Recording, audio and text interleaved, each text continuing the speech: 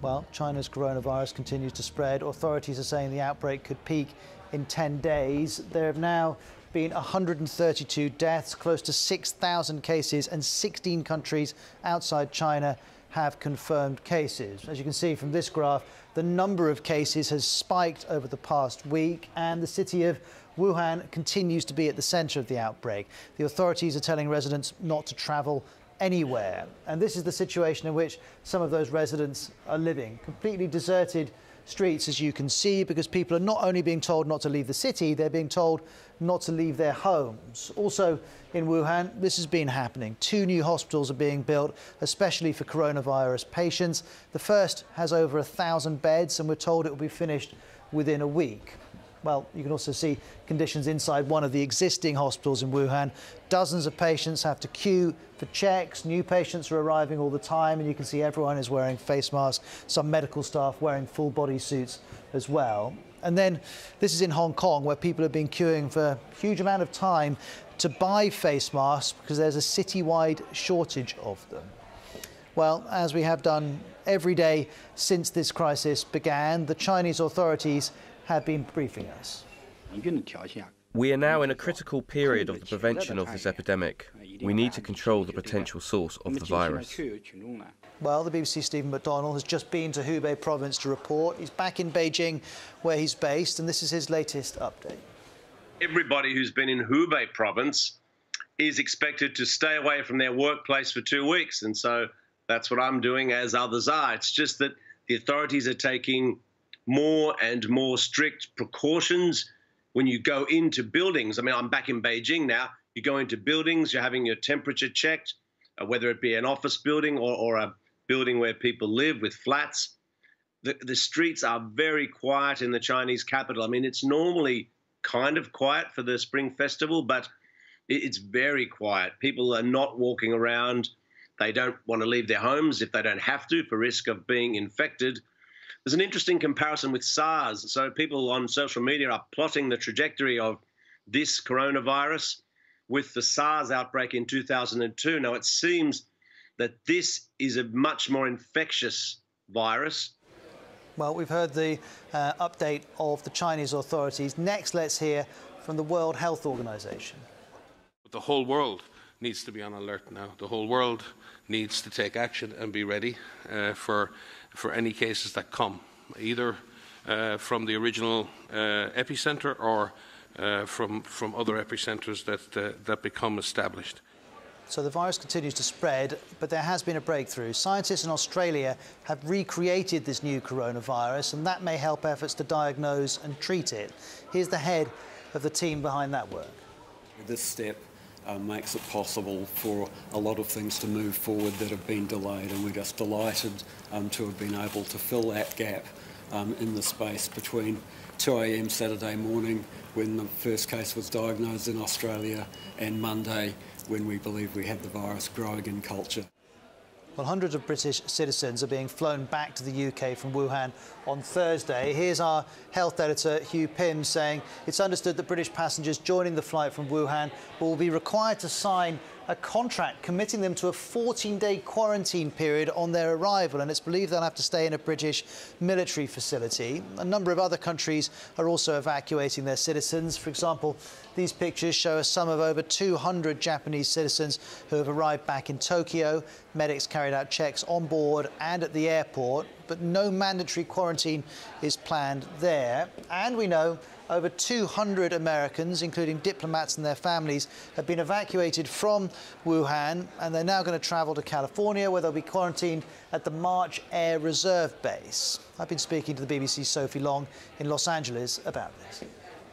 Well, we don't know exactly how long they will stay there at the moment. We know that they will be housed there for what people are saying a period of time. That could be a couple of days or a couple of weeks. Now, that plane, US government charter plane, left China just before dawn local time. It went via Anchorage in Alaska. So they were screened twice before leaving China. They underwent 2 more screenings in Alaska before moving on again to Southern California, where they are now. Now, obviously, a pretty concerning time for all those people on board. 201 US nationals, most of them diplomats, some business people as well. And we're told that when that plane landed in Alaska and the crew said, "Welcome to the United States," there were huge cheers throughout the plane. And Sophie, what's the general advice being offered to Americans if they were considering travelling to China? Well, if people are considering travelling to China, we're currently at a level 3, which means that people shouldn't travel. They're advised not to travel unless their travel is essential. Now, there is one level higher than that, a level 4, which would mean just don't go. So we're not at that stage at the moment. I think the message here from public health officials is to not be alarmed. They've been very clear about what's happening in China is not what's happening here in the United States. There are currently 5 confirmed cases, 2 in California, 1 in Arizona, Illinois, and 1 in Washington state as well. So the trajectory of the disease at the moment is not alarming, and people should not be alarmed in the United States. That's not to say, though, that rumours are there was an erroneous message on social media that there had been a confirmed case at the University of Southern California. Well, there was a statement from the school saying that was not the case. So the main message here at the moment in the United States is don't travel to China unless you have to, but don't be alarmed unless you've come into prolonged contact, and by that they mean more than 10 minutes in direct contact with a confirmed case. Otherwise, people should remain calm. Another story here connected to the coronavirus. In the last couple of hours, World Athletics has announced the postponement of the World Indoor Championships in Nanjing in March due to fears over the coronavirus. The sports governing body is saying it's now looking to stage the event at the same venue in 1 year's time. So this virus having ramifications in lots of different areas. Other developments include British Airways announcing it suspended all direct flights to and from mainland China. That follows United Airlines already saying it would reduce its schedule. Meanwhile, the UK government and its officials have been holding what's called a Cobra meeting to discuss the virus. Here you can see some of the attendees arriving for that. This is an emergency meeting that's called when a national crisis in the UK arises. Often it's related to terrorist incidents or extreme flooding. This time the meeting follows the UK Foreign Office telling Britons to cancel all but essential travel to China.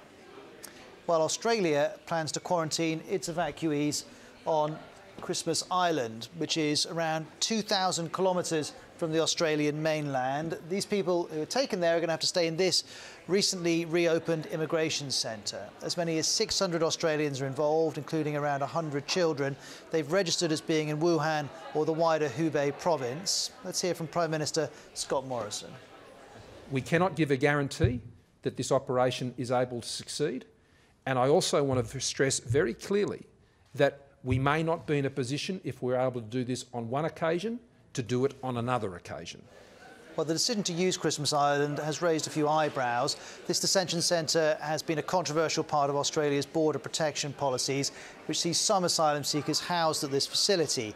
ABC's China correspondent Bill Birtle says he's gauging reaction from a Wuhan Australians WeChat group. He says there's a lot of concern about medical facilities on Christmas Island, about conditions for kids. He goes on, a comment that keeps coming up, it's probably better to stay in Wuhan. And we also saw this from another ABC journalist, Sophie McNeil. She's been talking about how this feels wrong. Australian citizens under quarantine like this in a remote place that doesn't have expert medical facilities. Would we really do this, she asked, if such a virus was taking place in the UK? And ABC Australia is also reporting that the 1,400 people who live on the island were not told about this announcement before it was made public. The community leader there has told ABC he saw the Prime Minister's announcement via SBS, which is a public broadcaster. He says regressive colonial-era ideas since 2001 create conflict settlement for innocent people. Now will be a leper colony, he says, although it is worth noting he's been a vocal critic of the federal government's decisions about the island more broadly. Let's get more on this story. Shaima Khalil is our correspondent in Sydney.